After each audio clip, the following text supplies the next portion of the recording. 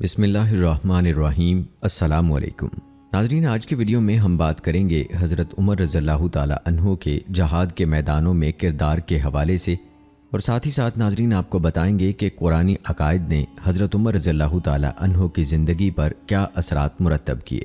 تو ہماری آج کی اس ویڈیو کو آخر تک لازمی دیکھیے گا۔ تو آئیے ناظرین آغاز کرتے ہیں اپنی آج کی اس ویڈیو کا، اور پہلے آپ کو بتاتے ہیں حضرت عمر رضی اللہ تعالی عنہ کے غزوات کے میدانوں میں کردار کے حوالے سے۔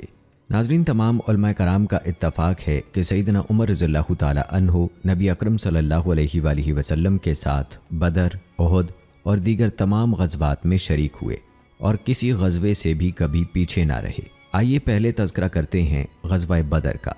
سیدنا عمر بن خطاب رضی اللہ تعالی عنہ بدر میں شریک ہوئے جب اللہ کے رسول صلی اللہ علیہ وآلہ وسلم نے مارکہ سے پہلے صحابہ کرام رضوان اللہ اجمعین سے مشورہ فرمایا تو پہلے سیدنا ابو بکر صدیق رضی اللہ تعالی عنہ نے گفتگو فرمائی اور بہت اچھی باتیں کی اور کفار کے ساتھ قتال کی دعوت دی۔ پھر سیدنا عمر رضی اللہ تعالی عنہ نے بھی عمدہ گفتگو کی اور قتال کی طرف بلایا۔ اس مارکے میں سب سے پہلے شہید ہونے والے شخص سیدنا عمر رضی اللہ تعالی عنہ کے غلام مہجہ تھے۔ سیدنا عمر رضی اللہ تعالی عنہ نے عقیدہ توحید سے وفاداری کرتے ہوئے رشتہ داری کی حمیت کو دیوار پر دے مارا اور اپنے ماموں عاص بن ہشام کو تہو تیگ کیا۔ وہ اس پر فخر کرتے تھے۔ انہوں نے بدر کے قیدیوں کو قتل کرنے کا مشورہ بھی دیا تھا، جس میں نہایت قیمتی اسباق جلوہ گر ہیں۔ جب نبی کریم صلی اللہ علیہ وآلہ وسلم کے چچا عباس رضی اللہ تعالی عنہ قید ہوئے تو سیدنا عمر رضی اللہ تعالی عنہ نے انہیں اسلام لانے کی ترغیب دی اور فرمایا، اے عباس، مسلمان ہو جاؤ۔ تمہارا مسلمان ہونا اللہ کی قسم مجھے اپنے باپ کے اسلام لانے سے زیادہ عزیز ہے، صرف اس لیے کہ نبی کریم صلی اللہ علیہ وآلہ وسلم کو آپ کا اسلام لانا بے حد عزیز ہے۔ قیدیوں میں ایک شخص سہیل بن عمر بھی تھا جو قریش کے خطیب تھے۔ سیدنا عمر رضی اللہ تعالی عنہ نے اللہ کے رسول صلی اللہ علیہ وآلہ وسلم سے کہا، اے اللہ کے رسول، مجھے اجازت مرحمت فرمائیں، میں اس کے اگلے 2 دانت توڑ ڈالوں تو اس کی زبان باہر نکل آئے گی اور یہ آپ صلی اللہ علیہ وآلہ وسلم کے خلاف کبھی ہرزہ سرائی نہ کر سکے گا۔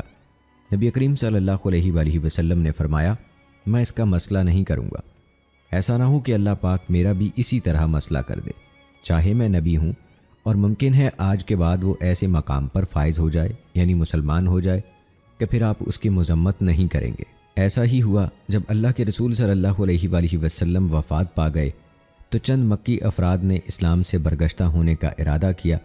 مکہ کے گورنر عتاب بن اسید ان لوگوں سے خائف ہو گئے اور چھپ گئے تو سہیل بن عمر کھڑا ہو گیا، اللہ کی حمد و ثنا بیان کی، پھر نبی کریم صلی اللہ علیہ وآلہ وسلم کی وفات کا تذکرہ کیا اور کہا، آپ صلی اللہ علیہ وآلہ وسلم کی وفات سے اسلام کمزور نہیں ہوا بلکہ مزید طاقتور ہوا ہے، جس نے ہمارے دین میں شک کیا ہم اس کی گردن اڑا دیں گے۔ یہ سن کر لوگوں نے اپنی رائے بدل دی۔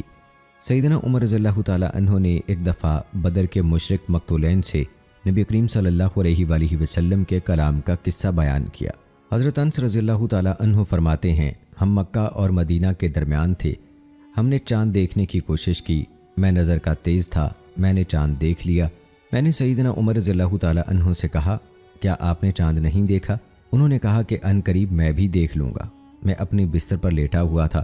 سیدنا عمر رضی اللہ تعالی عنہ اہل بدر کے بارے میں گفتگو فرمانے لگے، نبی کریم صلی اللہ علیہ وآلہ وسلم نے ہمیں ایک دن پہلے ہی سب مقتولین کی قتل گاہوں کی نشاندہی فرما دی تھی۔ آپ صلی اللہ علیہ وآلہ وسلم نے فرمایا، کل یہ فلاں آدمی کی قتل گاہ ہوگی اور کل یہ فلاں آدمی کی قتل گاہ ہوگی انشاءاللہ۔ اگلے دن ایسا ہی ہوا، ہر مقتول نشان زدہ جگہ پر گر رہا تھا۔ میں نے اللہ کے رسول صلی اللہ علیہ وآلہ وسلم سے کہا، قسم ہے اس ذات کی جس نے آپ کو برحق مبعوث فرمایا، یہ لوگ ذرا برابر بھی ادھر ادھر نہیں گرے۔ پھر اللہ کے رسول صلی اللہ علیہ وآلہ وسلم کے حکم کے مطابق سب کو ایک کنویں میں ڈال دیا گیا۔ اللہ کے رسول صلی اللہ علیہ وآلہ وسلم اس کنویں کے پاس آئے اور آواز دی، اے فلاں، اے فلاں، تمہارے رب نے جو وعدہ تم سے کیا تھا کیا اسے تم نے برحق پایا؟ میرے اللہ نے مجھ سے جو وعدہ فرمایا میں نے اسے برحق پایا۔ سیدنا عمر رضی اللہ تعالی عنہ کہنے لگے، میں نے عرض کیا، اے اللہ کے رسول صلی اللہ علیہ وآلہ وسلم، کیا آپ ایسی قوم سے گفتگو کر رہے ہیں جو مردہ ہو کر بدبودار ہو چکی ہے؟ آپ صلی اللہ علیہ وآلہ وسلم نے ارشاد فرمایا، اس وقت وہ میری گفتگو تم سے زیادہ سن رہے ہیں لیکن جواب نہیں دے سکتے۔ عمیر بن وہب معرکہ بدر کے بعد اسلام لانے سے پہلے مدینہ آیا۔ وہ رسول اللہ صلی اللہ علیہ وآلہ وسلم کو قتل کرنے کے ارادے سے آیا تھا۔ اس وقت سیدنا عمر بن خطاب رضی اللہ تعالی عنہ چند لوگوں کے ساتھ بیٹھے بدر کے دن کی باتیں کر رہے تھے۔ اللہ تعالیٰ نے اس دن انہیں جو عزت عطا فرمائی اس کا تذکرہ کر رہے تھے۔ اچانک سیدنا عمر رضی اللہ تعالی عنہ نے عمیر بن وہب کو دیکھا۔ اس نے مسجد کے دروازے پر اپنی سواری بٹھائی، اس کے ہاتھ میں برہنہ تلوار تھی۔ سیدنا عمر رضی اللہ تعالی عنہ نے کہا، یہ کتا تو اللہ کا دشمن عمیر بن وہب ہے، ہو نہ ہو یہ کسی برے ارادے سے آیا ہے۔ یہی وہ آدمی ہے جس نے ہماری جنگ کرائی، ہمیں ایک دوسرے کے خلاف برسر پیکار کیا۔ سیدنا عمر رضی اللہ تعالی عنہ فوراً رسول اللہ صلی اللہ علیہ وآلہ وسلم کی خدمت میں گئے اور عرض کیا، اے اللہ کے رسول صلی اللہ علیہ وآلہ وسلم، اللہ کا دشمن عمیر بن وہب ننگی تلوار لیے آ رہا ہے۔ نبی کریم صلی اللہ علیہ وآلہ وسلم نے فرمایا، اسے میرے پاس لاؤ۔ تو سیدنا عمر رضی اللہ تعالی عنہ نے اسے اس کی تلوار کی ڈوری سے جو اس کی گردن میں حمائل تھی پکڑا اور اسی کے ساتھ جکڑ کر انصاری ساتھیوں سے کہا، اسے اسی حالت میں اللہ کے رسول صلی اللہ علیہ وآلہ وسلم کے پاس لے چلو اور وہاں بٹھا دو، اور اس خبیث کا خیال رکھنا کیونکہ اس کا کوئی اعتبار نہیں۔ پھر اسے اپنی گرفت میں لیے رسول اللہ صلی اللہ علیہ وآلہ وسلم کی خدمت میں لے آئے۔ جب نبی کریم صلی اللہ علیہ وآلہ وسلم نے اسے اس حالت میں دیکھا تو فرمایا، عمر اسے چھوڑ دو، اور عمیر سے کہا میرے قریب آؤ۔ وہ قریب آیا تو اس نے صبح بخیر کہا۔ یہ اہل جاہلیت کا آپس میں سلام کرنے کا طریقہ تھا۔ نبی کریم صلی اللہ علیہ وآلہ وسلم نے فرمایا، اے عمیر، ہمیں اللہ تعالیٰ نے تم سے بہتر سلام عطا فرمایا ہے جو اہل جنت کا سلام ہے۔ پھر آپ صلی اللہ علیہ وآلہ وسلم نے پوچھا، عمیر تم یہاں کیوں آئے ہو؟ عمیر نے کہا، میں اس قیدی کے سلسلے میں آیا ہوں جو آپ کے پاس ہے، اس سے اچھا سلوک کیجیے۔ نبی کریم صلی اللہ علیہ وآلہ وسلم نے پوچھا، اس تلوار کا تمہاری گردن میں کیا کام ہے؟ وہ بولا، اللہ ان تلواروں کا برا کرے جنہوں نے ہمیں کوئی فائدہ نہیں پہنچایا۔ نبی کریم صلی اللہ علیہ وآلہ وسلم نے پھر پوچھا، سچ بتاؤ تم یہاں کیوں آئے ہو؟ اس نے دوبارہ کہا، میں تو اسی کام کے لیے آیا ہوں۔ تب نبی کریم صلی اللہ علیہ وآلہ وسلم نے فرمایا، تمہاری بات صحیح نہیں۔ تم اور صفوان بن امیہ حطیم میں بیٹھے تھے، تم نے کنویں میں پھینکے جانے والے مقتول مکی سرداروں کا تذکرہ کیا، پھر تم نے کہا، اگر مجھے اپنے قرضے اور اہل و عیال کا ڈر نہ ہو تو میں جا کر محمد کو قتل کر سکتا ہوں۔ صفوان بن امیہ نے اس شرط پر تمہاری طرف سے تمہارا قرضہ ادا کرنے اور تمہارے بچوں کی پرورش کا ذمہ لیا کہ تم مجھے قتل کر دو، اور اللہ میرے اور تمہارے درمیان حائل ہے۔ یہ سن کر عمیر فوراً بول اٹھا، میں گواہی دیتا ہوں کہ آپ صلی اللہ علیہ وآلہ وسلم اللہ کے رسول ہیں۔ اے اللہ کے رسول، ہم آپ صلی اللہ علیہ وآلہ وسلم کو اس امر کی وجہ سے جھٹلاتے تھے کہ آپ صلی اللہ علیہ وآلہ وسلم کے پاس آسمان سے خبریں آتی ہیں اور آپ صلی اللہ علیہ وآلہ وسلم پر وحی نازل ہوتی ہے، اور یہ معاملہ ایسا تھا جس میں میرے اور صفوان کے سوا کوئی شامل ہی نہیں تھا۔ اللہ کی قسم، مجھے یقین ہو گیا ہے کہ آپ صلی اللہ علیہ وآلہ وسلم کے پاس یہ خبر آسمان سے ہی آئی ہے، بس یقیناً تعریف کے لائق ہے وہ ذات جس نے مجھے ہدایت عطا فرمائی اور سیدھے راستے پر چلا دیا اور اس کے اسباب بھی فراہم فرما دیے۔ پھر اس نے حق کی شہادت دی۔ نبی کریم صلی اللہ علیہ وآلہ وسلم نے فرمایا، اپنے بھائی کو دین کی تعلیم دو، اسے قرآن سکھاؤ اور اس کا قیدی بھی چھوڑ دو۔ صحابہ رضی اللہ تعالی عنہ نے اسی طرح کیا۔ اس قصے سے سیدنا عمر رضی اللہ تعالی عنہ کی محتاط ترین چھٹی حص کا پتہ چلتا ہے، جو انہی کا خاصہ تھی۔ جب عمیر آئے تو فوراً خبردار ہو گئے، اس سے محتاط رہنے کی تلقین کی اور اعلان کر دیا کہ یہ شیطان ہے، یہ کسی برے ارادے سے آیا ہے، کیونکہ اس کی سابقہ زندگی سے سیدنا عمر رضی اللہ تعالی عنہ واقف تھے۔ وہ مکہ میں مسلمانوں کے در پہ آزار رہتا تھا، اسی نے قریش کے مسلمانوں کے خلاف لڑنے پر اکسایا تھا اور معرکہ بدر پیش آیا تھا۔ اس دن مسلمانوں کی تعداد جاننے کی ذمہ داری بھی اسی نے نبھائی تھی۔ اسی لیے سیدنا عمر رضی اللہ تعالی عنہ نے نبی کریم صلی اللہ علیہ وآلہ وسلم کے بچاؤ کی فوراً تدبیر کی اور اس کے گلے میں موجود تلوار کی ڈوری کو مضبوطی سے قابو کر کے اسے بے بس کر دیا کہ کہیں یہ رسول اللہ صلی اللہ علیہ وآلہ وسلم کے خلاف تلوار نہ اٹھا لے۔ پھر سیدنا عمر رضی اللہ تعالی عنہ نے اپنے دیگر ساتھیوں کو بھی نبی کریم صلی اللہ علیہ وآلہ وسلم کی حفاظت پر مامور کیا۔ تو دوستو، آئیے اب تذکرہ کرتے ہیں غزوہ احد میں حضرت عمر رضی اللہ تعالی عنہ کے کردار کا۔ سیدنا عمر فاروق رضی اللہ تعالیٰ عنہ کی ایک نمایاں خوبی یہ تھی کہ وہ جہاد کے میدانوں میں ہمت نہیں ہارتے تھے۔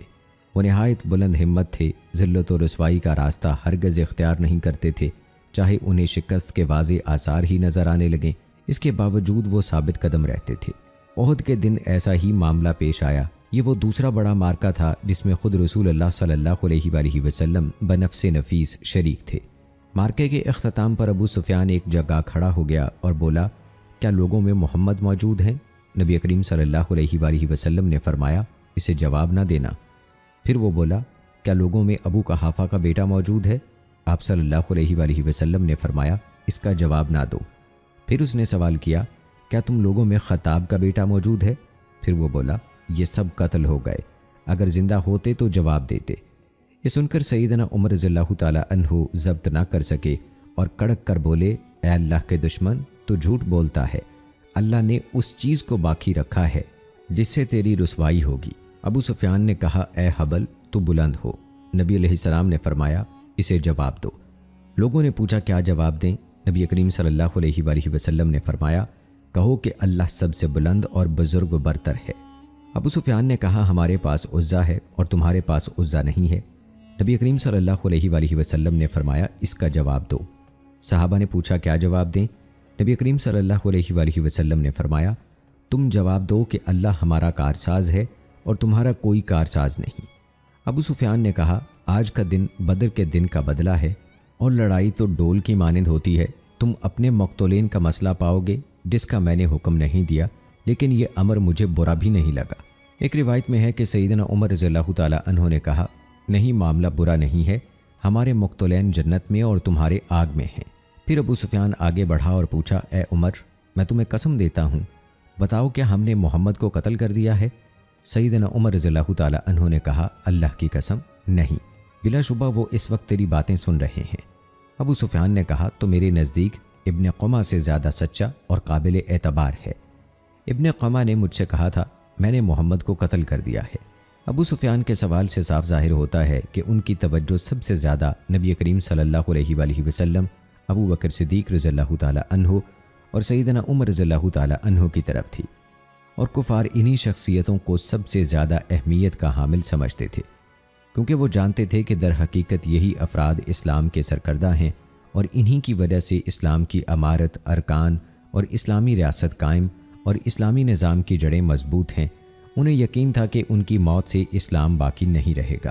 ابو سفیان کو پہلے پہل جواب نہ دینے میں اس کی ذلت مقصود تھی، یہاں تک کہ جب وہ ان کی موت کا یقین کر کے جھوم اٹھا اور تکبر سے لبریز ہو گیا تو صحابہ رضوان اللہ اجمعین نے حقیقت سے آگاہ کیا اور پورے زور سے اسے جواب دیا۔ غزوہ بدر اور غزوہ احد کے بعد دوستو، آئیے اب تذکرہ کرتے ہیں غزوہ بنو مستلق میں حضرت عمر رضی اللہ تعالیٰ عنہ کے کردار کا۔ غزوہ بنو مستلق میں سیدنا عمر رضی اللہ تعالیٰ عنہ کا کردار امتیازی تھا۔ حضرت جابر بن عبداللہ انصاری رضی اللہ تعالیٰ عنہ فرماتے ہیں، ہم ایک غزوے میں تھے کہ ایک مہاجر نے ایک انصاری کو پاؤں سے ضرب لگائی۔ انصاری نے انصار قبیلے کو اور مہاجر نے مہاجرین کو مرد کے لیے آواز لگائی۔ نبی کریم صلی اللہ علیہ وآلہ وسلم نے سنا تو فرمایا، اس پکار کو چھوڑ دو، یہ متعفن آواز ہے۔ عبداللہ بن ابی نے سنا تو بولا، کیا واقعی اس مہاجر نے ایسا کیا ہے؟ خبردار، اللہ کی قسم، جب ہم واپس مدینہ پہنچیں گے تو ہم میں سے عزت والا ذلت والے کو مدینہ سے نکال باہر کرے گا۔ سیدنا عمر رضی اللہ تعالیٰ عنہ نے اس کی یہ بات سن لی۔ وہ نبی کریم صلی اللہ علیہ وآلہ وسلم کی خدمت میں آئے اور کہا، اللہ کے رسول، مجھے اجازت دیجیے میں اس منافق کی گردن اتار دوں۔ نبی کریم صلی اللہ علیہ وآلہ وسلم نے فرمایا، اسے چھوڑ دو، ایسا نہ ہو کہ لوگ کہیں کہ محمد اپنے ہی ساتھیوں کو قتل کرنے لگا ہے۔ ایک روایت میں ہے کہ سیدنا عمر رضی اللہ تعالیٰ عنہ نے کہا، اے اللہ کے رسول، آپ عباد بن بشر کو حکم دیجیے کہ اسے قتل کر ڈالے۔ نبی کریم صلی اللہ علیہ وآلہ وسلم نے فرمایا، یہ کس طرح ہو سکتا ہے؟ اس صورت میں لوگ باتیں کریں گے کہ کیا محمد اپنے ساتھیوں کو قتل کرنے لگا ہے؟ نہیں، ایسا نہیں ہوگا۔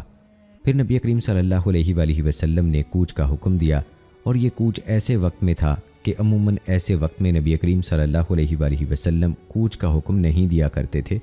بہرحال لوگوں نے اسی وقت کوچ کیا۔ اس قسم کے نبوی کردار اور ارشادات نبویہ سے سیدنا عمر رضی اللہ تعالیٰ عنہ نے مصلحت اور فساد کے مواقع کی شناخت حاصل کی جو کہ نبی صلی اللہ علیہ وآلہ وسلم کے فرمان سے صاف ظاہر ہو رہا تھا۔ یہی وقت تھا کہ اسلام کے سیاسی اثر و رسوخ کی مکمل حفاظت کرنا اور داخلی صفوں میں اتحاد و یگانگت کی فضا برقرار رکھنا نہایت ضروری تھا، ورنہ ایک بہت بڑا فرق اور فاصلہ آ جاتا کہ ایک طرف تو لوگ اصحاب محمد صلی اللہ علیہ وآلہ وسلم کی محمد سے محبت کے چرچے کرتے۔ خود ابو سفیان نے کہا تھا کہ میں نے کسی کو محمد صلی اللہ علیہ وآلہ وسلم کے ساتھ اصحاب محمد جیسی محبت کرتا نہیں پایا، اور دوسری طرف لوگ یہ باتیں کرتے کہ محمد صلی اللہ علیہ وآلہ وسلم اپنے ہی ساتھیوں کو قتل کرتے ہیں۔ بلا شبہ اس طرح دشمن کو مسلمانوں کی صفوں میں گھس آنے کے مواقع ہاتھ آ جاتے، جبکہ ابھی تک وہ صحابہ کرام رضوان اللہ اجمعین کے انداز محبت اور جانثاری کے جذبات کے سامنے اپنے آپ کو بے بس پاتے تھے۔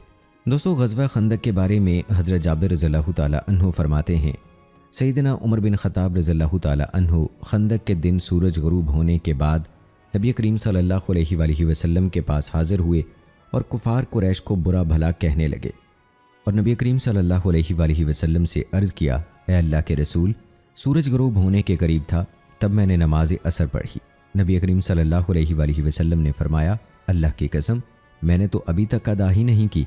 پھر ہم وادی بطحان میں اترے، نبی کریم صلی اللہ علیہ وآلہ وسلم اور ہم سب نے وضو کیا۔ پھر نبی کریم صلی اللہ علیہ وآلہ وسلم نے پہلے عصر پھر مغرب کی نماز ادا فرمائی۔ دوستو، صلح حدیبیہ کے دن نبی کریم صلی اللہ علیہ وآلہ وسلم نے سیدنا عمر رضی اللہ تعالی عنہ کو بلایا اور انہیں مکہ بھیجنے کا ارادہ فرمایا۔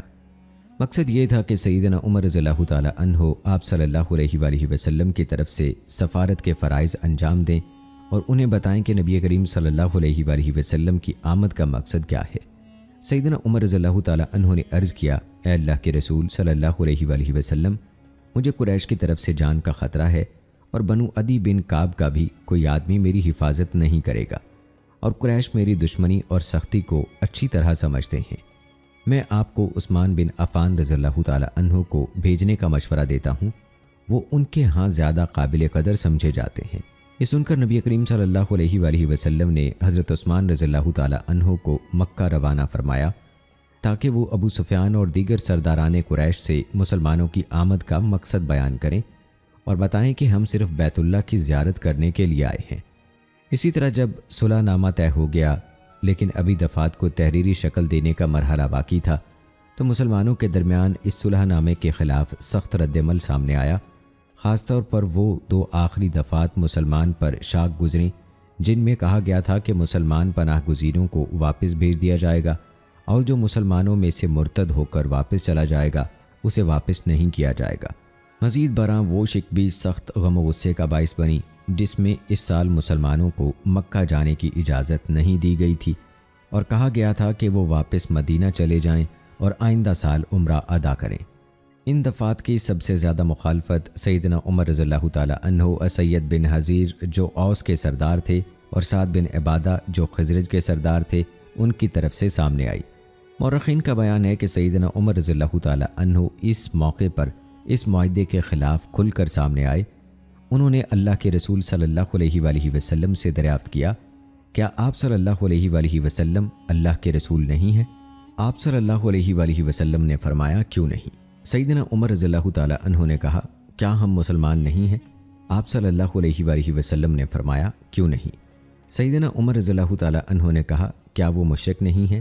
آپ صلی اللہ علیہ وآلہ وسلم نے پھر فرمایا، کیوں نہیں؟ اب سیدنا عمر رضی اللہ تعالی عنہ نے کہا، تو پھر مجھے بتائیے کہ ہمیں اپنے دین کے سلسلے میں اتنی ذلت کیوں اٹھانی پڑ رہی ہے؟ نبی کریم صلی اللہ علیہ وآلہ وسلم نے فرمایا، بلا شبہ میں اللہ کا رسول ہوں اور میں اللہ کی نافرمانی نہیں کر سکتا۔ ایک روایت میں ہے، میں اللہ کا بندہ اور اس کا رسول ہوں اور اللہ کے حکم کی ہرگز خلاف ورزی نہیں کر سکتا، اور اللہ تعالیٰ مجھے ہرگز ضائع نہیں فرمائے گا۔ سیدنا عمر رضی اللہ تعالیٰ عنہ نے دریافت کیا، کیا آپ نے ہمیں یہ خبر نہیں دی تھی کہ ہم بیت اللہ جائیں گے اور طواف کریں گے؟ نبی کریم صلی اللہ علیہ وآلہ وسلم نے ارشاد فرمایا، کیوں نہیں؟ لیکن کیا میں نے تمہیں یہ کہا تھا کہ ہم اسی سال بیت اللہ کا طواف کریں گے؟ تو سیدنا عمر رضی اللہ تعالیٰ عنہ نے جواب دیا، نہیں۔ نبی کریم صلی اللہ علیہ وآلہ وسلم نے فرمایا، اے عمر، تو ضرور بیت اللہ جائے گا اور طواف کرے گا۔ سیدنا عمر رضی اللہ تعالیٰ عنہ فرماتے ہیں، میں ابو بکر رضی اللہ تعالیٰ عنہ کے پاس گیا اور دریافت کیا کہ کیا محمد صلی اللہ علیہ وآلہ وسلم اللہ کے رسول نہیں ہیں؟ ابو بکر رضی اللہ تعالیٰ عنہ نے فرمایا کیوں نہیں؟ سیدنا عمر رضی اللہ تعالیٰ عنہ نے پوچھا کیا ہم مسلمان نہیں ہیں؟ ابو بکر صدیق رضی اللہ تعالیٰ عنہ نے فرمایا کیوں نہیں؟ سیدنا عمر رضی اللہ تعالیٰ عنہ نے پوچھا کیا وہ مشرک نہیں ہے؟ تو ابو بکر صدیق رضی اللہ تعالیٰ عنہ نے فرمایا کیوں نہیں؟ سیدنا عمر رضی اللہ تعالیٰ عنہ نے کہا تو پھر ہمیں اس طرح رسوا کیوں کیا جا رہا ہے؟ حضرت ابو بکر صدیق رضی اللہ تعالیٰ عنہ نے فاروق اعظم رضی اللہ تعالیٰ عنہ کو نصیحت فرمائی اور زور دیا کہ اے عمر، احتجاج اور اختلاف ختم کر دو اور نبی کریم صلی اللہ علیہ وآلہ وسلم کی ہر معاملے میں مکمل اطاعت کرو۔ میں گواہی دیتا ہوں کہ وہ اللہ کے رسول ہیں اور جو کچھ وہ کر رہے ہیں وہی برحق ہے، اور ہم اللہ کے حکم کی ہرگز مخالفت نہیں کریں گے، اور اللہ تعالیٰ اپنے پیغمبر کو ہرگز ضائع نہیں فرمائے گا۔ ابو جندل رضی اللہ تعالیٰ عنہ کے دردناک اور اثر انگیز واقعے کے بعد ایک دفعہ پھر صحابہ کرام رضوان اللہ اجمعین نے معاہدے پر نظر ثانی کی ضرورت پر زور دیا۔ کچھ صحابہ سیدنا عمر رضی اللہ تعالیٰ عنہ کے ساتھ آپ صلی اللہ علیہ وآلہ وسلم کی خدمت میں حاضر ہوئے اور صلح نامہ از سر نو مرتب کرنے کا مشورہ دیا، لیکن نبی کریم صلی اللہ علیہ وآلہ وسلم نے بڑے تحمل، صبر، دانائی اور فہم و فراست سے تمام معترض صحابہ کرام رضوان اللہ اجمعین کو اس صلح نامے کی مخالفت سے باز رکھا اور انہیں مطمئن فرمایا کہ یہ صلح نامہ مسلمانوں کے لیے بہتر اور نصرت ربانی کا آئینہ دار ہے۔ مزید فرمایا اللہ تعالیٰ عنقریب ابو جندل رضی اللہ تعالیٰ عنہ اور اس جیسے بہت سے مجبور مسلمانوں کی ضرور مدد فرما کر کوئی سبیل نکال دے گا، اور پھر حرف بحرف ایسا ہی ہوا۔ سیدنا عمر رضی اللہ تعالیٰ عنہ نے نبی کریم صلی اللہ علیہ وآلہ وسلم کی جناب سے پاک صاف اور مثبت تنقید کا انداز سیکھا، اس لیے ہم ان کے دور خلافت میں دیکھتے ہیں کہ وہ صحابہ کرام رضوان اللہ اجمعین کو اظہار رائے کا حکم دیتے تھے، پھر ان کی تجاویز کو قدر کی نگاہ سے دیکھتے تھے۔ اسلامی معاشرے میں آزادی فکر کا بڑا مقام اور احترام ہے۔ ہر مسلمان اپنی رائے کا پوری آزادی سے اظہار کر سکتا ہے، چاہے اس کی رائے میں کسی بڑے سے بڑے حکمران پر تنقید کی گئی ہو۔ الغرض کوئی بھی مسلمان اپنا نقطہ نظر بلا خوف و خطر پیش کرنے کا حق رکھتا ہے۔ اسلامی معاشرے میں کسی قسم کے انجان خوف اور زبردستی کا کوئی امکان یا جواز نہیں ہوتا۔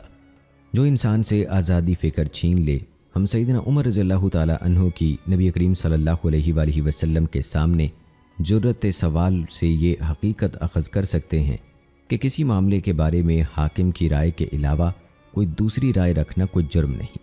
ہم دیکھتے ہیں کہ صلح حدیبیہ کے عہد نامے پر سیدنا عمر رضی اللہ تعالیٰ عنہ نے سرعام کھلی بحث اور تنقید کی، اور رسالت مآب صلی اللہ علیہ وآلہ وسلم نے سیدنا عمر رضی اللہ تعالیٰ عنہ کو نہایت خندہ پیشانی سے اظہار رائے کا پورا موقع مرحمت فرمایا، اور سیدنا عمر رضی اللہ تعالیٰ عنہ اور دیگر صحابہ کرام رضوان اللہ اجمعین کی تنقید کا نہایت نرمی اور نوازش سے مدلل جواب دیا۔ دور حاضر میں جمہوریت کا کیسا زبردست ڈھنڈورا پیٹا جاتا ہے، مگر کیا آج دنیا کی بڑی سے بڑی جمہوری حکومت کا سربراہ اختلاف رائے کو اسی صبر و تحمل اور خندہ پیشانی سے سنتا اور برداشت کرتا ہے جس کا مظاہرہ عالم انسانیت کی سب سے بڑی شخصیت نے اپنے عمل سے فرمایا ہے؟ آج کل تو یہ حالت ہے کہ تنقید کرنے والے آدمی کو ڈیفنس رولز کے تحت فوراً جیل کی سلاخوں کے پیچھے اندھیری کوٹڑی میں ڈال دیا جاتا ہے۔ سیدنا عمر رضی اللہ تعالیٰ عنہ کی طرف سے اس بے قراری کے اظہار کا ہرگز یہ مطلب نہ تھا کہ ان کے دل میں کسی قسم کا شک یا تردد تھا، وہ تو صرف اس معاملے کی تہ تک پہنچنا چاہتے تھے جو ان پر واضح نہ تھا۔ وہ اپنی فطرت کے مطابق کفر کو ذلیل و رسوا ہوتا دیکھنا چاہتے تھے۔ سیدنا عمر رضی اللہ تعالیٰ عنہ پر جب اس صلح نامے کی حقیقت آشکار ہوئی تو اپنے فعل پر انتہائی نادم ہوئے۔ خود فرماتے ہیں کہ میں نے حدیبیہ کے موقع پر جو طرز تکلم اختیار کیا، اس بنا پر میں ہمیشہ صدقہ و خیرات کرتا رہا، روزے رکھتا رہا، نفل پڑھتا رہا اور غلام بھی آزاد کرتا رہا، یہاں تک کہ میرا دل مطمئن ہو گیا کہ اب شر کا کوئی پہلو باقی نہیں رہا۔ دوستو، پھر واقعہ آتا ہے غزوہ حوازن کا۔ نبی کریم صلی اللہ علیہ وآلہ وسلم نے ہجرت کے 7ویں سال شعبان میں سیدنا عمر بن خطاب رضی اللہ تعالیٰ عنہ کو 30 آدمیوں کی مائیت میں حوازن کی پشت کی جانب تربہ کی طرف روانہ فرمایا، جو قبلہ کی طرف مکہ سے 4 مراحل پر واقع تھا۔ سیدنا عمر رضی اللہ تعالیٰ عنہ بنو ہلال قبیلے سے تعلق رکھنے والے رستوں کی جان پہچان کے ایک ماہر کو ساتھ لے کر روانہ ہوئے، سیدنا عمر رضی اللہ تعالیٰ عنہ رات کو سفر کرتے تھے اور دن کو چھپے رہتے تھے۔ حوازن والوں کو جب سیدنا عمر رضی اللہ تعالیٰ عنہ کی اچانک آمد کی خبر ملی تو وہ سب بھاگ نکلے۔ سیدنا عمر رضی اللہ تعالیٰ عنہ آگے بڑھتے ہوئے ان کے گھروں تک جا پہنچے، مگر جب وہاں کسی کو نہ پایا تو واپس مدینہ چلے آئے۔ ایک روایت کے مطابق بنو ہلال کے آدمی نے مشورہ دیا کہ اگر یہ لوگ بھاگ ہی گئے ہیں تو کیا ہوا، آپ چلتے رہیں اور خصم قبیلے کی طرف پیش قدمی کریں، وہ لوگ ویسے بھی قحط ساری کی وجہ سے بدحالی کا شکار ہیں۔ اس پر سیدنا عمر رضی اللہ تعالیٰ عنہ نے فرمایا، مجھے اللہ کے رسول صلی اللہ علیہ وآلہ وسلم کی طرف سے ان لوگوں کی طرف پیش قدمی کا حکم نہیں ملا۔ رسول اللہ صلی اللہ علیہ وآلہ وسلم نے مجھے صرف تربہ میں حوازن پر لشکر کشی کا حکم دیا تھا۔ اس لشکر کشی سے 3 نتائج ہمارے سامنے آتے ہیں۔ نمبر 1، سیدنا عمر رضی اللہ تعالیٰ عنہ قیادت کے اہل تھے۔ اگر ایسا نہ ہوتا تو نبی کریم صلی اللہ علیہ وآلہ وسلم انہیں مسلمانوں کے لشکر کا قائد بنا کر اتنے خطرناک علاقے اور ایسے سخت قبیلے کی طرف ہرگز نہ بھیجتے جو بہت طاقتور، ظالم اور متکبر سمجھا جاتا تھا۔ نمبر 2، سیدنا عمر رضی اللہ تعالیٰ عنہ کے رات کو سفر اور دن کو پڑاؤ کرنے سے معلوم ہوتا ہے کہ وہ اچانک حملے کو بہترین جنگی حکمت عملی سمجھتے تھے۔ یہی وجہ تھی کہ وہ اچانک دشمن کے سر پر جا پہنچے اور دشمن ہیبت زدہ ہو کر فرار ہو گیا۔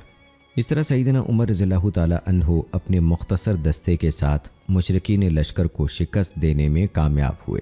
نمبر 3، سیدنا عمر رضی اللہ تعالیٰ عنہ اپنے قائد کے احکام پر دل و جان سے ظاہری اور باطنی آداب کے ساتھ مکمل طور پر عمل کرنے والے تھے۔ وہ اپنے فقید المثال قائد کے حکم سے سر منحراف نہیں کرتے تھے۔ آج کل پورے عالم میں اسی نظریے کو بنیادی فوجی قانون کی حیثیت حاصل ہے۔ اور دوستو، غزوہ خیبر کے موقع پر جب اللہ کے رسول صلی اللہ علیہ وآلہ وسلم سرزمین خیبر پہنچے تو جھنڈا سیدنا عمر رضی اللہ تعالیٰ عنہ کو عطا فرمایا۔ وہ چند افراد کی مائیت میں آگے بڑھے اور پھر رسول اللہ صلی اللہ علیہ وآلہ وسلم کے پاس آ گئے۔ نبی کریم صلی اللہ علیہ وآلہ وسلم نے ارشاد فرمایا، میں کل یہ جھنڈا ضرور ایسے آدمی کے حوالے کروں گا جس کے ہاتھ پر اللہ فتح دے گا، جو اللہ اور اس کے رسول صلی اللہ علیہ وآلہ وسلم سے محبت کرنے والا ہے اور اس سے اللہ اور اس کے رسول صلی اللہ علیہ وآلہ وسلم محبت کرتے ہیں۔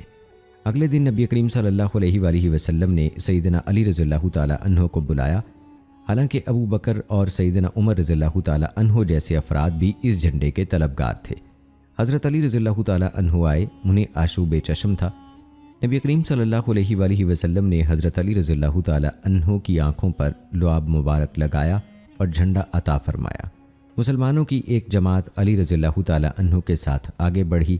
مرحب سے آمنا سامنا ہوا تو اس نے کہا، سارا خیبر جانتا ہے کہ میں مرحب ہوں، مسلح ہوں، تجربہ کار اور بہادر ہوں، کبھی میں نیزہ بازی اور کبھی شمشیر زنی کرتا ہوں۔ اس وقت جب جنگجو شیر غیظ و غضب میں آگے بڑھتے ہیں، پھر علی رضی اللہ تعالیٰ عنہ اور مرحب کے مابین مقابلہ ہوا۔ حضرت علی رضی اللہ تعالیٰ عنہ نے اس کے سر پر وار کیا، مرحب کی زرہ کے 2 ٹکڑے ہو گئے۔ تمام اہل لشکر نے اس کی آواز سنی۔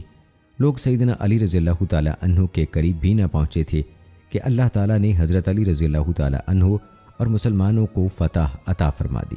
خیبر کے دن مسلمانوں کے ایک گروہ نے ایک آدمی کا تذکرہ کیا کہ وہ شہید ہو گیا ہے۔ یہ سن کر نبی کریم صلی اللہ علیہ وآلہ وسلم نے ارشاد فرمایا، ہرگز نہیں، بے شک میں نے اسے ایک چادر یا ابا کی خیانت کی وجہ سے آگ میں جلتے دیکھا ہے۔ پھر نبی کریم صلی اللہ علیہ وآلہ وسلم نے فرمایا، اے خطاب کے بیٹے، لوگوں میں اعلان کر دے کہ جنت میں صرف اہل ایمان ہی داخل ہوں گے۔ سیدنا عمر رضی اللہ تعالیٰ عنہ فرماتے ہیں، میں اسی وقت باہر نکلا اور اعلان کر دیا کہ جنت میں صرف اہل ایمان ہی جائیں گے۔ اور دوستو، قریش مکہ نے مسلمانوں سے غداری کی، حدیبیہ کا صلح نامہ توڑ دیا۔ اس کے بعد انہیں یہ خوف لاحق ہو گیا کہ اب مدینہ سے اس کا رد عمل سامنے آئے گا۔ انہوں نے ابو سفیان کو مدینہ روانہ کیا تاکہ وہ اس معاہدے کی تجدید اور اس میں مزید توسیع کرا سکے۔ ابو سفیان مدینہ میں اپنی بیٹی ام حبیبہ رضی اللہ تعالی عنہا کے گھر پہنچا، لیکن کوئی فائدہ نہ ہوا۔ پھر رسول اللہ صلی اللہ علیہ وآلہ وسلم کی خدمت میں گیا، آپ کے سامنے اپنی گزارشات پیش کیں، لیکن کوئی نتیجہ نہ نکلا۔ پھر وہ ابو بکر صدیق رضی اللہ تعالی عنہ کے پاس آیا اور نبی کریم صلی اللہ علیہ وآلہ وسلم سے سفارش کی درخواست کی۔ انہوں نے صاف انکار کر دیا۔ پھر وہ سیدنا عمر رضی اللہ تعالیٰ عنہ کے پاس آیا۔ سیدنا عمر رضی اللہ تعالیٰ عنہ نے تعجب سے کہا، کیا تم مجھ سے سفارش کی امید رکھتے ہو؟ میرے پاس تو اگر چیونٹیوں کی ایک جماعت بھی ہو تب بھی میں تمہارے خلاف جہاد کروں۔ بہرحال نبی کریم صلی اللہ علیہ وآلہ وسلم نے فتح مکہ کی تیاری مکمل فرما لی تو حاطب بن ابی بلتہ رضی اللہ تعالیٰ عنہ نے اہل مکہ کی طرف ایک خط لکھ دیا۔ اس میں اس تیاری کا راز فاش کیا گیا تھا۔ یہ بات اللہ تعالیٰ نے وحی کے ذریعے سے پیغمبر اسلام صلی اللہ علیہ وآلہ وسلم پر آشکار کر دی۔ نبی کریم صلی اللہ علیہ وآلہ وسلم نے فوری اقدام فرمایا اور یہ راز فاش ہو جانے سے پہلے ہی پکڑا گیا۔ نبی کریم صلی اللہ علیہ وآلہ وسلم نے حضرت مقداد اور حضرت علی رضی اللہ تعالیٰ عنہ کو اس خصوصی مہم پر مامور فرمایا۔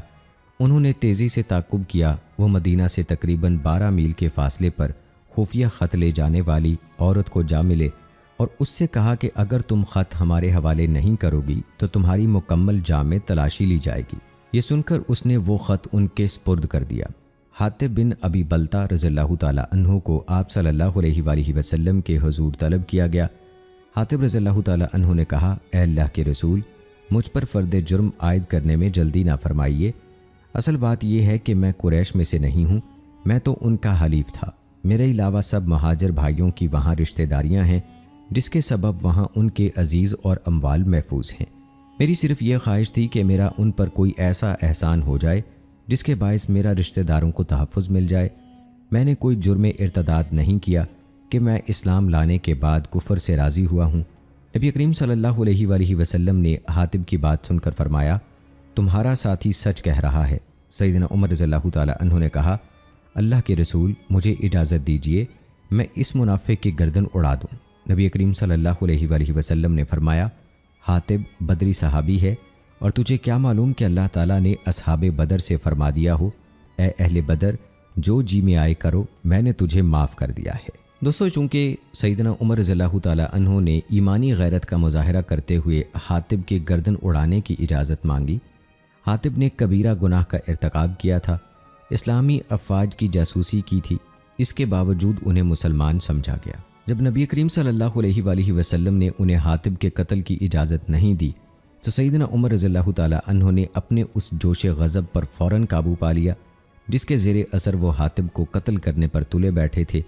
اب نبی کریم صلی اللہ علیہ وآلہ وسلم کی ممانعت کے بعد وہ جذبہ انفال اور خشیت الہی کی وجہ سے اشکبار ہو گئے۔ وہ فرماتے ہیں، اللہ اور اس کا رسول خوب جانتے ہیں کہ حاطب پر میری خفگی اللہ اور اس کے رسول کے لیے تھی۔ جب میں نے دیکھا کہ اللہ اور رسول کی رضا کسی اور امر میں ہے تو میں نے فوراً اپنی غلطی کا احساس کر لیا اور اپنے بدری بھائی سے حسن سلوک کی طرف متوجہ ہو گیا کہ وہ تو میرا مجاہد بھائی ہے جو ہر وقت جہاد کا خواہش مند ہوتا ہے اور اللہ تعالیٰ اسے جہاد کا موقع بھی عطا فرماتا ہے۔ رسول اللہ صلی اللہ علیہ وآلہ وسلم مکہ کی طرف پیش قدمی کر رہے تھے جب آپ صلی اللہ علیہ وآلہ وسلم مرزہران نامی جگہ تشریف لائے تو ابو سفیان کو اپنی جان کا ڈر پیدا ہو گیا۔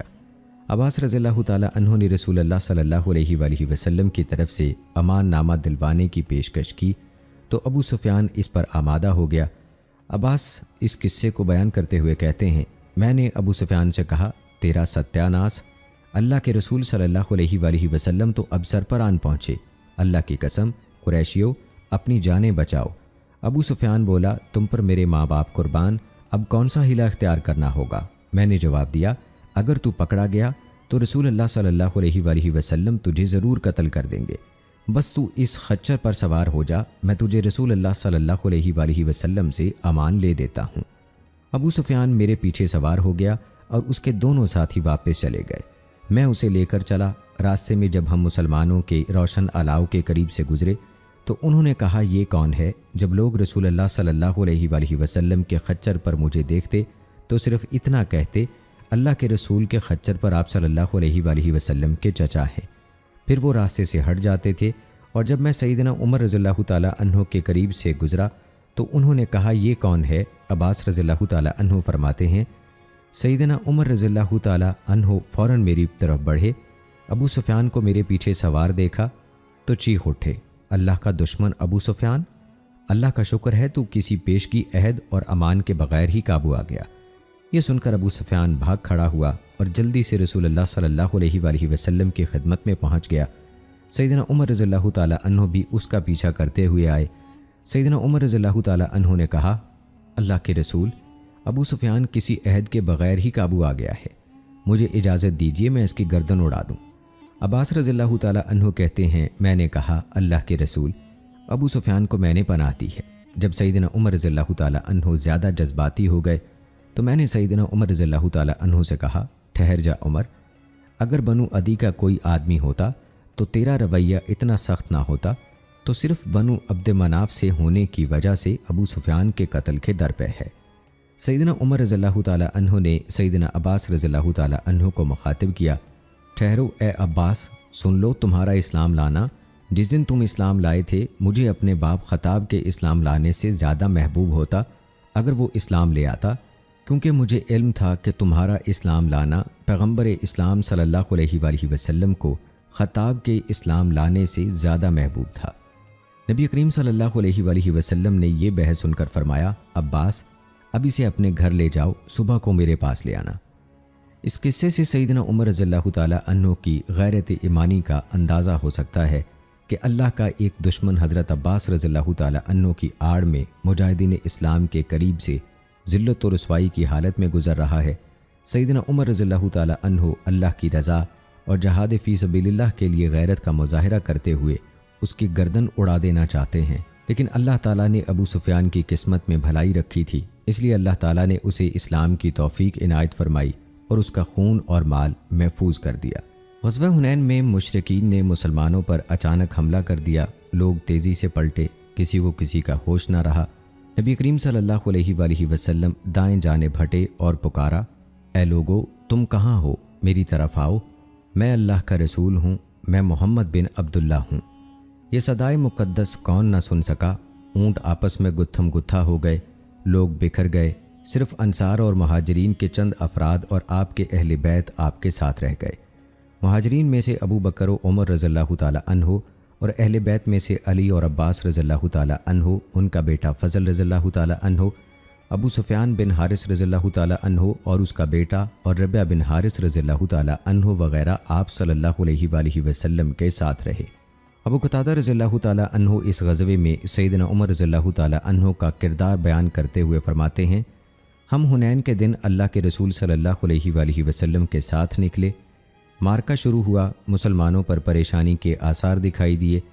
میں نے ایک مشرک کو ایک مسلمان پر چڑھائی کرتے دیکھا، میں نے پیچھے سے اس کے کندھے پر وار کیا، اس کی زرہ کٹ گئی، اسی اثناء میں وہ مڑا، اس نے مجھے پکڑ کر دبایا، مجھے موت نظر آنے لگی، پھر آہستہ آہستہ اس کی گرفت ڈھیلی پڑ گئی اور اس نے مجھے چھوڑ دیا۔ میں سیدنا عمر رضی اللہ تعالیٰ عنہ سے ملا، میں نے دریافت کیا لوگ کس حالت میں ہیں؟ سیدنا عمر رضی اللہ تعالیٰ عنہ نے جواب دیا، اللہ کا حکم، پھر وہ واپس چلے گئے۔ اللہ تعالیٰ نے اس غزوے کو یوں بیان فرمایا ہے، یقیناً اللہ نے بہت سے مواقع پر تمہاری مدد کی ہے، اور حنین کے دن بھی جبکہ تمہاری کثرت نے تمہیں خوش فہمی میں ڈال دیا تھا تو وہ تمہارے کچھ بھی کام نہ آئی، اور زمین میں فراخی کے باوجود تم پر تنگ ہو گئی، پھر تم پیٹ پھیر کر پلٹے۔ اس عارضی شکست کے بعد اللہ تعالیٰ نے اپنے بندوں پر مہربانی فرمائی، اپنے اولیاء کی مدد فرمائی، لوگ نبی کریم صلی اللہ علیہ وآلہ وسلم کی طرف پلٹے اور آپ کے گرد جمع ہوئے۔ اللہ تعالیٰ نے ان پر سکینت نازل فرمائی اور اپنے لشکروں سے مدد فرمائی۔ اللہ تعالیٰ کا ارشاد ہے، پھر اللہ نے اپنے رسول پر اور مومنوں پر اپنی طرف سے تسکین نازل کی، اور اس نے ایسے لشکر اتارے جنہیں تم نے نہیں دیکھا، اور جن لوگوں نے کفر کیا انہیں عذاب دیا، اور کافروں کی یہی سزا ہے۔ مارکہ حنین کے بعد نبی کریم صلی اللہ علیہ وآلہ وسلم واپس ہوئے، جارانہ نامی جگہ پہنچے۔ یہاں آپ صلی اللہ علیہ وآلہ وسلم بلال رضی اللہ تعالیٰ عنہ کے کپڑے میں جمع شدہ چاندی لوگوں میں تقسیم فرمانے لگے۔ اس دوران ایک آدمی آیا اور کہنے لگا، اللہ کے رسول صلی اللہ علیہ وآلہ وسلم، انصاف کیجئے۔ نبی کریم صلی اللہ علیہ وآلہ وسلم نے فرمایا، تیری ہلاکت ہو، اگر میں عدل نہ کروں تو پھر کون عدل کرے گا؟ میں اگر ایسا کروں تو اس وقت میں ناکام و نامراد ہوں گا۔ سیدنا عمر رضی اللہ تعالیٰ عنہ خاموش نہ رہ سکے، انہوں نے کہا، اللہ کے رسول صلی اللہ علیہ وآلہ وسلم، مجھے اجازت دیجیے میں اس منافق کی گردن اتار دوں۔ نبی کریم صلی اللہ علیہ وآلہ وسلم نے فرمایا، اللہ کی پناہ، لوگ باتیں بنائیں گے کہ میں اپنے ہی ساتھیوں کو قتل کرتا ہوں۔ بلا شبہ یہ شخص اور اس کے ساتھی قرآن پڑھیں گے لیکن قرآن ان کے حلق سے نیچے نہیں اترے گا۔ یہ قرآن سے اس طرح گزر جائیں گے جس طرح تیر شکار سے نکل جاتا ہے۔ دوستو، یہ تھا تذکرہ حضرت عمر رضی اللہ تعالیٰ عنہ کے جہاد کے میدانوں میں کردار کے حوالے سے۔ آئیے اب تذکرہ کرتے ہیں قرآن کریم سے تعلق قرآنی عقائد کی عمر رضی اللہ تعالیٰ عنہ کی زندگی پر اثر آفرینی کا۔ سیدنا عمر رضی اللہ تعالیٰ عنہ اور دیگر صحابہ کرام رضوان اللہ اجمعین کی جس تربیتی نہج پر نشو و نما ہوئی وہ رب العالمین کی طرف سے نازل شدہ اللہ کی کتاب قرآن کریم تھی۔ یہی وہ واحد سرچشمہ تھا جہاں سے ہدایت کی روشنی اخذ کی جا سکتی ہے۔ نبی کریم صلی اللہ علیہ وآلہ وسلم کی تمام صحابہ رضوان اللہ اجمعین کو یہی تلقین تھی کہ وہ صرف کتاب اللہ کی طرف رجوع کریں اور قرآن ہی کو زندگی کا منہج قرار دیں۔ یہی وہ مرکزی خیال ہونا چاہیے جس کے تابع رہ کر معاشرے کے تمام افراد اور گروہوں کو تربیت حاصل کرنی چاہیے۔ وہ آیات جو سیدنا عمر رضی اللہ تعالیٰ عنہ نے نبی کریم صلی اللہ علیہ وآلہ وسلم کی زبان اطہر سے بلا واسطہ سنی، ان کا ان کی شخصیت پر بڑا گہرا اثر نظر آتا تھا۔ ان آیات نے ان کے دل کی طہارت، روح کی پاکیزگی اور کردار کی عظمت میں اہم رول ادا کیا۔ ان کی کایا ہی پلٹ گئی۔ ان کی اقدار، احساسات، مقاصد، کردار اور علم و ہنر کا کوئی ثانی نہیں تھا۔ سیدنا عمر رضی اللہ تعالیٰ عنہ نے قرآن مجید ہی کی روشنی میں پہچانا کہ کون سا الہ صرف اور صرف عبادت کے لائق ہو سکتا ہے۔ نبی کریم صلی اللہ علیہ وآلہ وسلم فاروق اعظم کے دل میں قرآنی آیات کے مفاہیم کوٹ کوٹ کر بھر رہے تھے۔ رسول اللہ صلی اللہ علیہ وآلہ وسلم کی انتہائی کوشش یہی تھی کہ تمام صحابہ کرام رضوان اللہ اجمعین اپنے رب کا صحیح تصور حاصل کر لیں اور اس کا حق ادا کریں تاکہ ان کا دل صاف اور فطرت مستقیم ہو جائے۔ اللہ پر اٹل ایمان اور یقین کامل صرف اسی صورت میں حاصل ہو سکتا تھا۔ سیدنا عمر رضی اللہ تعالیٰ عنہ کی سوچ اللہ کی طرف ہی متوجہ رہتی تھی۔ ان کا کائنات، زندگی، جنت، جہنم، قضا، قدر، انسان کی حقیقت اور شیطان سے جنگ، سب کچھ قرآن کریم اور ارشادات نبویہ کا مرہون منت تھا۔ اللہ جل جلالہ ہر قسم کے نقص و عیب سے مبرہ ہے، وہ ہر قسم کے کمالات سے متصف ہے، وہ ایک ہے، اس کا کوئی شریک نہیں، اس کی کوئی بیوی ہے نہ اولاد۔ اللہ سبحانہ و تعالی ہر چیز کا خالق و مالک اور مدبر ہے۔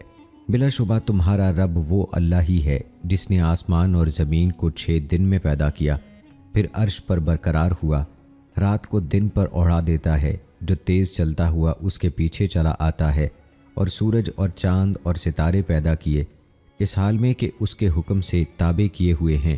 سن لو، پیدا کرنا اور حکم دینا اسی کا کام ہے۔ بہت برکت والا ہے اللہ جو سارے جہانوں کا رب ہے۔ اللہ سبحانہ و تعالی ہی ہر نعمت عطا فرمانے والا ہے، چاہے وہ چھوٹی ہو یا بڑی، ظاہری ہو یا باطنی۔ اور تمہارے پاس جو بھی نعمت ہے وہ اللہ کی طرف سے ہے، پھر جب تمہیں تکلیف پہنچتی ہے تو اسی کی طرف تم گڑ گڑاتے ہو۔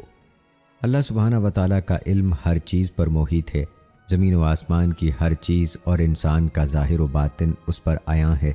اللہ سبحانہ و تعالیٰ ملائکہ کے ذریعے سے انسان کا ریکارڈ محفوظ کر رہا ہے، جو لوح محفوظ میں باحفاظت ہے۔ وہاں چھوٹے سے چھوٹا اور بڑے سے بڑا عمل بھی محفوظ رہتا ہے، اس کے ضائع ہونے کا کوئی خطرہ نہیں۔ اللہ تعالیٰ ایک مناسب وقت میں اسے ظاہر فرما دے گا۔ نہیں بولتا انسان کوئی بھی بات مگر اس کے پاس ایک نگہبان تیار ہوتا ہے۔ اللہ سبحانہ و تعالیٰ بندوں کی اتباع کے خلاف مختلف امور اور ناپسندیدہ حالات کے ذریعے سے آزمائش فرماتا ہے تاکہ ان کا امتحان لیا جا سکے کہ کون ان میں سے اللہ کی رضا و قدر پر راضی اور ظاہراً و باطناً اس کے سامنے سرنگوں رہتا ہے، تاکہ ایسے افراد کو اللہ تعالیٰ خلافت، امامت اور سرداری عطا فرمائے۔ اسی طرح اللہ تعالیٰ یہ بھی جانچتا ہے کہ اس کے بندوں میں سے کون ناراضی کا اظہار کرتا ہے اور اپنے مقدر پر لان تان کرتا ہے۔ ایسے لوگ ناکارہ ہیں، اللہ تعالیٰ انہیں اپنی طرف سے کوئی ذمہ داری نہیں سونپتا۔ وہ ذات جس نے موت اور زندگی کو پیدا کیا تاکہ تمہیں آزمائے کہ تم میں سے کون عمل میں زیادہ اچھا ہے، اور وہی سب پر غالب، بے حد بخشنے والا ہے۔ اللہ سبحانہ و تعالیٰ ہر اس بندے کو توفیق دیتا ہے اور اپنی تائید اور نصرت عطا فرماتا ہے جو اللہ کی پناہ میں آتا ہے اور ہر عمل میں اللہ تعالیٰ کے حکم کی پابندی کرتا ہے۔ بے شک میرا یار و مددگار اللہ ہے جس نے یہ کتاب نازل کی ہے، اور وہی نیکوکار اور یار و مددگار بنتا ہے۔ اللہ تعالیٰ کا بندوں پر حق ہے کہ وہ صرف اسی کی عبادت کریں اور اسے وحدہ لا شریک سمجھیں۔ صرف اللہ ہی کی عبادت کر اور شکر کرنے والوں میں سے ہو جا۔ اللہ سبحانہ و تعالیٰ نے عبودیت اور وحدانیت کی حدود قرآن کریم میں متعین فرما دی ہیں۔ سیدنا عمر رضی اللہ تعالیٰ عنہ نے اس کائنات کے بارے میں جو عقیدہ قائم کیا تھا اس کا مرکز و مصدر قرآن کریم تھا۔ اللہ تعالیٰ کا ارشاد گرامی ہے، کہہ دیجئے کیا بے شک تم واقعی اس کا انکار کرتے ہو جس نے زمین کو 2 دن میں پیدا کیا اور اس کے لیے شریک بناتے ہو؟ وہی سب جہانوں کا رب ہے، اور اس نے اس کے اوپر سے گڑے ہوئے پہاڑ بنائے اور اس میں بہت برکت رکھی اور اس میں اس کی غذائیں اندازے کے ساتھ رکھ دیں، سب 4 دن میں اس حال میں کہ سوال کرنے والوں کے لیے جواب میں برابر ہے۔ پھر وہ آسمان کی طرف متوجہ ہوا، جبکہ وہ آسمان ایک دھواں تھا، تو اس نے اس سے اور زمین سے کہا کہ آؤ خوشی سے یا ناخوشی سے۔ دونوں نے کہا ہم خوشی سے آ گئے، تو اس نے انہیں 2 دنوں میں 7 آسمان پورے بنا دیا اور ہر آسمان میں اس کے کام کی وحی فرمائی، اور ہم نے قرآن کے آسمان کو چراغوں کے ساتھ زینت دی اور خوب محفوظ کر دیا۔ یہ اس کا اندازہ ہے جو سب پر غالب، سب کچھ جاننے والا ہے۔ زندگی کا فلسفہ بھی انہوں نے قرآن مجید ہی سے سمجھا کہ یہ زندگی بہت لمبی ہو جائے تب بھی آخر کار ختم ہونے والی ہے، اور اس کا فائدہ چاہے بہت زیادہ ہو آخرت کے مقابلے میں نہایت قلیل و حقیر ہے۔ اللہ تعالیٰ کا فرمان ہے، بے شک دنیاوی زندگی کی مثال تو اس پانی کی سی ہے جسے ہم نے آسمان سے اتارا، پھر اس کے ساتھ زمین کی نباتات مل جل گئیں، جس میں سے انسان اور جو پائے کھاتے ہیں، حتیٰ کہ جب زمین نے اپنی رونق پکڑی اور مزین ہو گئی اور زمین والوں نے سمجھا کہ بے شک وہ اس فصل کاٹنے پر قادر ہیں، تو ہمارا حکم عذاب رات یا دن کو اچانک آ گیا، چنانچہ ہم نے اسے کٹی ہوئی کھیتی کی طرح کر دیا، گویا کل وہ تھی ہی نہیں۔ اسی طرح ہم اپنی آیتیں کھول کر بیان کرتے ہیں ان لوگوں کے لیے جو غور و فکر کرتے ہیں۔ جنت کے بارے میں بھی ان کا عقیدہ قرآن مجید ہی سے اخذ کردہ تھا۔ وہ آیات جن میں جنت کا تذکرہ ملتا ہے، ان آیات کی وجہ سے جنت کے حصول کا شوق ان کے رگ و ریشے میں سما چکا تھا۔ ان کا حال ایسا ہو گیا تھا جیسا کہ اللہ تعالیٰ نے ارشاد فرمایا، ان کے پہلو بستروں سے الگ رہتے ہیں اور وہ اپنے رب کو خوف اور امید سے پکارتے ہیں، اور جو ہم نے انہیں رزق دیا ہے اس میں سے وہ خرچ کرتے ہیں۔ کوئی شخص نہیں جانتا کہ ان کے اعمال کے بدلے میں ان کے لیے آنکھوں کی ٹھنڈک کی کون کون سی چیزیں پوشیدہ رکھی گئی ہیں۔ سیدنا عمر رضی اللہ تعالیٰ عنہ نے آگ اور جہنم کے بارے میں جو نظریہ قائم کیا تھا وہ بھی قرآن مجید ہی سے حاصل کیا تھا۔ اسی تصور کی بدولت وہ اللہ کی شریعت سے سرم و انحراف نہیں کرتے تھے۔ سیدنا عمر رضی اللہ تعالیٰ عنہ کی سیرت کا مطالعہ کرنے والا شخص واضح طور پر یہ محسوس کر سکتا ہے کہ اللہ تعالیٰ کے حضور پیش ہونے کا انہیں کتنی شدت سے احساس تھا، اور اللہ تعالیٰ کے عذاب سے وہ کس قدر خائف رہتے تھے۔ وہ اپنے دور خلافت میں ایک دفعہ رات کو گشت پر نکلے، ایک گھر سے قرآن پڑھنے کی آواز سنی، وہیں ٹھہر گئے۔ کوئی نماز پڑھ رہا تھا اور قرآن مجید کی تلاوت میں مصروف تھا، آپ وہیں جم کر کھڑے ہو گئے اور تلاوت قرآن سننے لگے۔ صاحب خانہ سورہ طور کی تلاوت کر رہا تھا۔ قسم ہے طور پہاڑ کی اور ایک کتاب کی قسم جو لکھی ہوئی ہے کھلے کاغذ میں، اور بیت معمور کی قسم، اور اونچی چھت کی قسم، اور بھڑکائے ہوئے سمندر کی قسم، بے شک آپ کے رب کا عذاب ضرور واقع ہونے والا ہے۔ سیدنا عمر رضی اللہ تعالیٰ عنہ یہ آیات سن کر فوراً بول اٹھے، رب کعبہ کی قسم، یہ قسم برحق ہے۔ وہ جس گدھے پر سوار تھے اس سے نیچے اتر آئے اور ایک باغ کی طرف چل دیے۔ وہاں دیر تک رکے رہے، پھر واپس گھر تشریف لائے۔ بعد ازاں 1 مہینے تک ان کی طبیعت نہ سنبھل سکی۔ لوگ ان کی عبادت کے لیے آتے تھے، لیکن کسی کو علم نہ ہو سکا کہ انہیں کون سا روگ لاحق ہوا ہے۔ سیدنا عمر رضی اللہ تعالیٰ عنہ نے قضاء و قدر کا مفہوم بھی اللہ تعالیٰ کی کتاب اور نبی کریم صلی اللہ علیہ وآلہ وسلم کی تعلیمات سے اخذ فرمایا تھا۔ ان کے دل میں قضاء و قدر کا مفہوم پورے وثوق سے بیٹھ چکا تھا۔ انہوں نے اس کے تمام تر مراتب قرآن مجید سے حاصل کیے تھے۔ انہیں پورا یقین تھا کہ اللہ جل جلالہ نے اپنے علم سے ہر چیز کو گھیر رکھا ہے، اور اے نبی، آپ جس حال میں بھی ہوتے ہیں اور اللہ کی طرف سے نازل شدہ قرآن میں سے جو کچھ بھی پڑھتے ہیں اور تم لوگ جو بھی عمل کرتے ہو، اس وقت ہمیں تمہیں دیکھ رہے ہوتے ہیں جب تم اس میں مصروف ہوتے ہو، اور آپ کے رب سے ذرا بھر کوئی چیز بھی چھپی نہیں ہوتی، زمین میں اور نہ آسمان میں اور نہ کوئی اس سے چھوٹی چیز اور نہ بڑی مگر وہ واضح کتاب میں درج ہے۔ وہ جانتے تھے کہ اللہ شانہ نے قیامت تک پیش آنے والے تمام امور لکھ دیے ہیں، اور اللہ ایسا نہیں کہ اسے کوئی چیز آسمانوں میں اور زمین میں عاجز کر دے۔ بلا شبہ وہ خوب جاننے والا بڑی قدرت والا ہے، اور اللہ ہر چیز کا خالق ہے۔ یہ ہے اللہ تمہارا رب، اس کے سوا کوئی معبود نہیں، وہی ہر چیز کو پیدا کرنے والا ہے، چنانچہ تم اسی کی عبادت کرو، اور وہ ہر چیز پر نگران ہے۔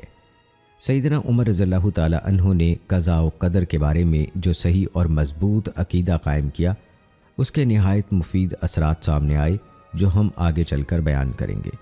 انہوں نے قرآن کے مطالعے سے جانا کہ خود ان کی اور تمام بنی نوع انسان کی کیا حقیقت ہے۔ یہ حقیقت دو بنیادوں کی طرف لوٹتی ہے۔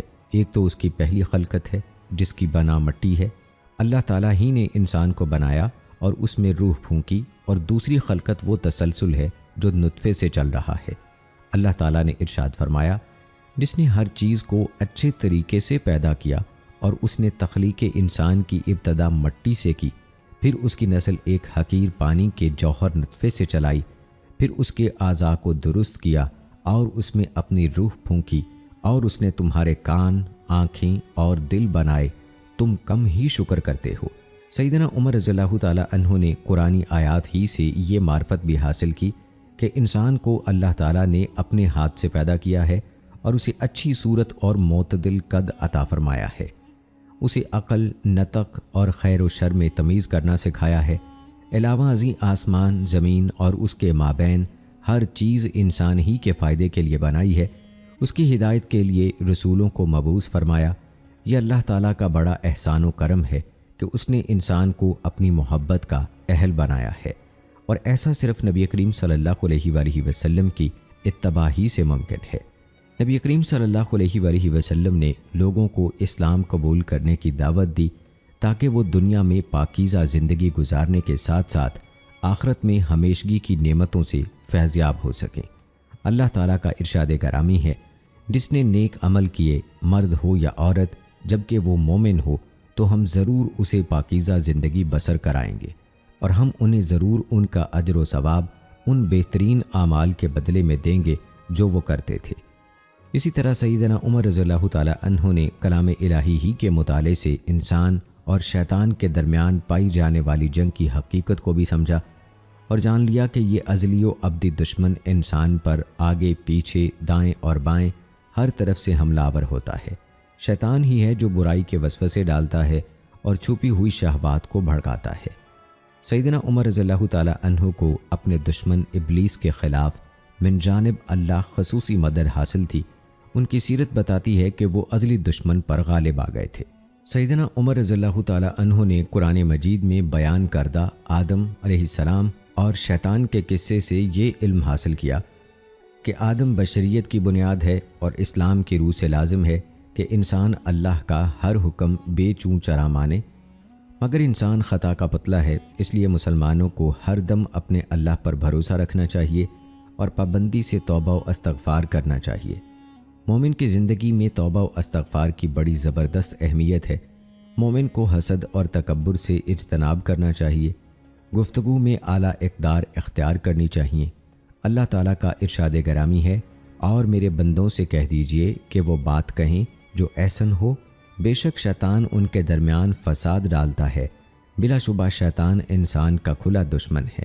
سیدنا عمر رضی اللہ تعالیٰ عنہ اپنے عزیز و اقارب اور احباب کی اروح و قلوب کو پاکیزہ بنانے کے لیے نبی کریم صلی اللہ علیہ وآلہ وسلم کے مبارک اسوہ پر چلتے تھے۔ اس سلسلے میں وہ قرآنی تعلیمات کے مطابق عادات اختیار کرتے تھے۔ اللہ تعالیٰ نے سیدنا عمر رضی اللہ تعالیٰ عنہ پر اپنا خاص کرم فرمایا، ایسے دین کی طرف ان کی رہنمائی عطا فرمائی جس میں بڑا سچا، کھرا اور صاف ستھرا عقیدہ پایا جاتا ہے، جس نے ان کے سابقہ عقیدے کو جڑ سے اکھاڑ پھینکا، وثنیت کے سارے ستون گرا دیے۔ اب نہ کسی بت کے بارے میں یہ عقیدہ باقی رہا کہ وہ ہمیں اللہ کے قریب کر سکتا ہے، نہ ہی اللہ کی بیٹیوں کا تصور، نہ ہی جنوں اور اللہ عز و جل کے درمیان رشتہ مساحرت، نہ کوئی ایسی کہانت باقی رہی جو لوگوں کو مستقبل کی خبریں دے اور انہیں بدفعلی اور نحوست کی اتھاہ گہرائیوں میں گرا دے۔ نہ مرنے کے بعد دوبارہ کبھی نہ جی اٹھنے جیسے باطل عقائد ان کے دل میں باقی رہے، بلکہ یہ سارے فاسد امور و عقائد ختم ہو گئے اور ان کی جگہ ایک ایسے پاک صاف عقیدے نے لے لی جو شرک سے پاک اور خالص توحید پر مبنی ہے۔ یہ دین حنیف ان کے رگ و پے میں سرائیت کر گیا اور یہ حقیقت ان کے دل میں ثبت ہو گئی کہ مرنے کے بعد دوبارہ جی اٹھنا ہے اور اپنے کیے ہوئے اعمال کی جزا یا سزا پانی ہے۔ جاہلیت کے لا حاصل زندگی کا خاتمہ ہو چکا تھا۔ وہ ایسی زندگی تھی جس میں کسی کے سامنے جواب دہ ہونے کا کوئی عقیدہ موجود نہ تھا۔ اب سیدنا عمر رضی اللہ تعالیٰ عنہ کے دل میں یوم آخرت پر ایمان مضبوط سے مضبوط تر تھا۔ وہ مکمل طور پر دین اسلام میں داخل ہو چکے تھے۔ اللہ اور اس کے رسول صلی اللہ علیہ وآلہ وسلم ان کے نزدیک سب سے زیادہ محبوب تھے۔ وہ اپنے اللہ کی اس طرح عبادت کرتے تھے جیسے وہ اپنے اللہ کو اپنے سامنے دیکھ رہے ہوں۔ سیدنا عمر رضی اللہ تعالیٰ عنہ نے مکمل طور پر قرآنی اصولوں کے مطابق تربیت پائی اور اس مقدس کتاب میں بتائے گئے آداب اور فرائض دل و جان سے اپنائے۔ یہ سب اللہ تعالیٰ ہی کی نوازش اور توفیق تھی کہ وہ ہر آن ہر گھڑی قرآن ہی کو اپنا امام مانتے تھے۔ قرآن نے ان کی عقل، دل، روح اور جان پر بڑے گہرے اور انمٹ اثرات مرتب کیے۔ حق کا پرتو ان کی پوری زندگی میں جھلکتا رہا۔ ان تمام تبدیلیوں کا باعث یہ تھا کہ انہوں نے محمد الرسول اللہ صلی اللہ علیہ وآلہ وسلم کی خدمت میں بیٹھ کر دین کی تربیت پائی۔ تو دوستو، یہ تھی ہماری آج کی ویڈیو۔ امید ہے کہ ہماری آج کی یہ ویڈیو آپ کو پسند آئی ہوگی۔ اس ویڈیو کے متعلق اپنی رائے کا اظہار کمنٹ باکس میں لازمی کیجیے گا۔ ملتے ہیں اگلی ویڈیو میں۔ فی امان اللہ۔